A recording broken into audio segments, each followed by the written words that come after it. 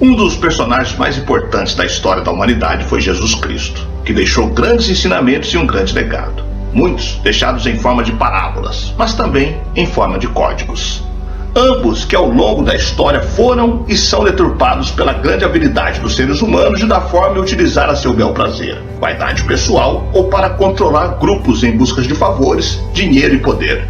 No entanto, nada disso lhe tirou a inegável importância histórica, religiosa e espiritual, de tal modo que é visto de maneira ou de várias formas diferentes frente às diversas religiões, doutrinas e filosofias. Uns o chamam de Jesus de Nazaré, tem aqueles que chamam de Jesus Cristo ou de outros nomes. Mas o fato é que suas mensagens passam de geração em geração como uma espécie de dossiê sobre o comportamento humano, ou como um manual completo sobre a física quântica. Mas Jesus também deixou ensinamentos apenas para alguns, esses transmitidos a seus irmãos de maneira objetiva, mas que não foram incluídos na Bíblia pelo grupo liderado por Constantino. Anos após essa escolha política, os outros conhecimentos de Jesus foram revelados. Conhecimentos que nos dias de hoje, o ser humano que se acha superior a tudo, chamou de outro nome.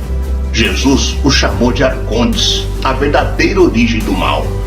Mas por que tanto mistério por trás de alguns manuscritos?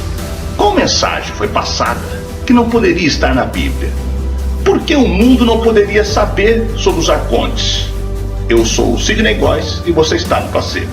Vem comigo, que no caminho eu te explico.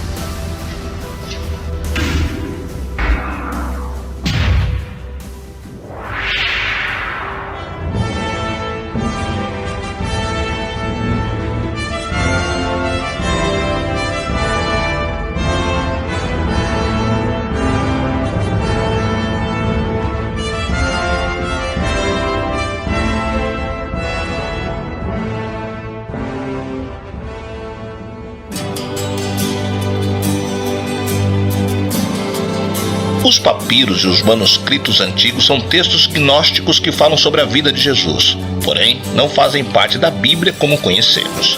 Em muitos contam detalhes e narrativas sobre a história do maior líder espiritual de nossa existência.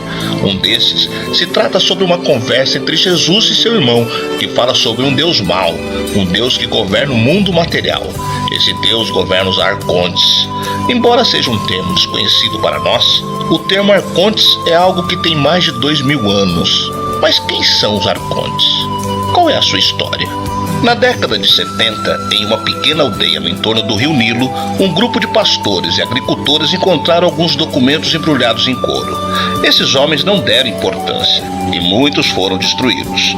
Anos depois, em 1945, os que restaram caíram nas mãos de pessoas que perceberam a importância dos papiros. Esses textos foram chamados de manuscritos de Nag Hammadi e revelaram a existência de estranhas criaturas supra-humanas.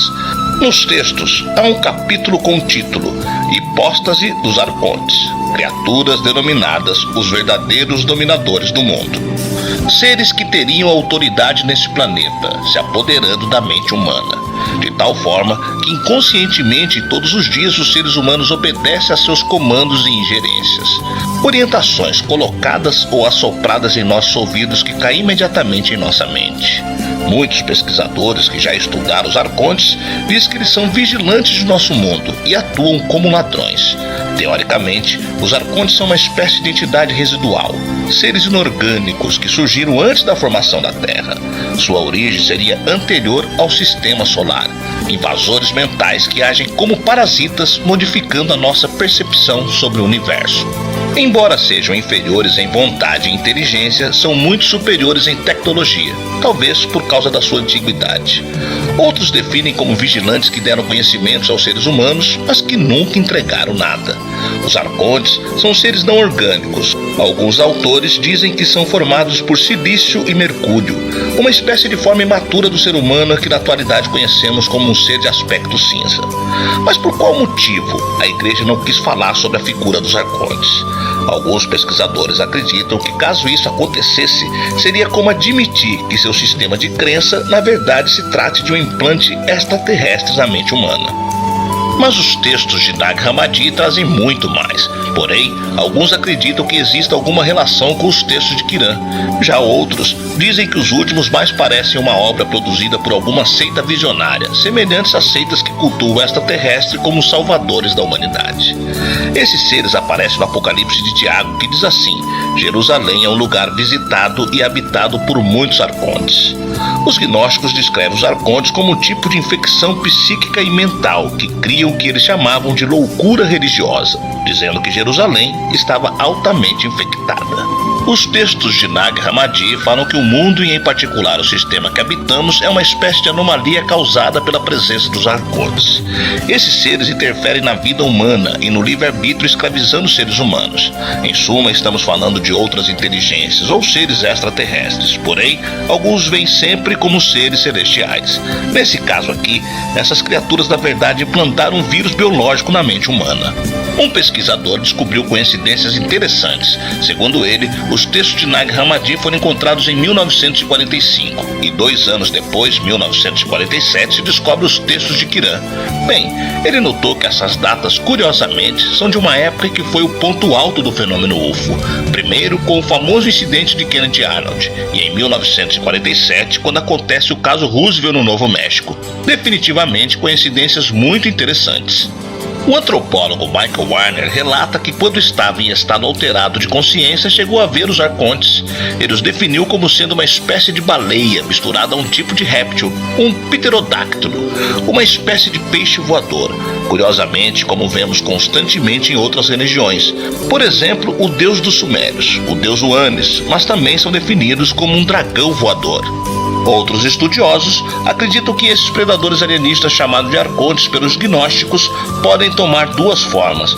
Uma forma embrionária, o que nos leva a pensar nos Greys, e outra sob a forma dracônica, que nos faz lembrar dos reptilianos. Todos remetem à mesma coisa, e podem acessar o corpo dos seres humanos e às vezes tomam formas de animais, e mais uma vez como vemos nas antigas religiões. Às vezes aparecem como crocodilos, águias, leões e outros animais. No geral, os gnósticos dizem que os arcontes raptam as almas à noite durante os sonhos, alimentando-se da energia divina quando estamos relaxados. Também afirmam que Javé é o senhor dos arcontes, um predador alienígena ou um tipo reptiliano que domina os cinzas, os alienígenas Greys. Os arcontes teriam seus opositores, seus inimigos, seriam os seres leoninos ou leões, guardiões da vida que habitam no centro da galáxia, seres puros, muito sutis ou entidades positivas que intervêm em muitas ocasiões, nos ajudando sutilmente. Os arcontes você provavelmente já conhece com outro nome, dependendo de sua religião, filosofia ou crença.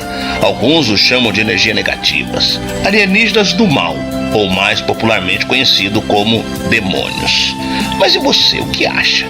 Poderia esta estranha comparação sugerir que estes textos da antiguidade são a chave para abrirmos os mistérios extraterrestres?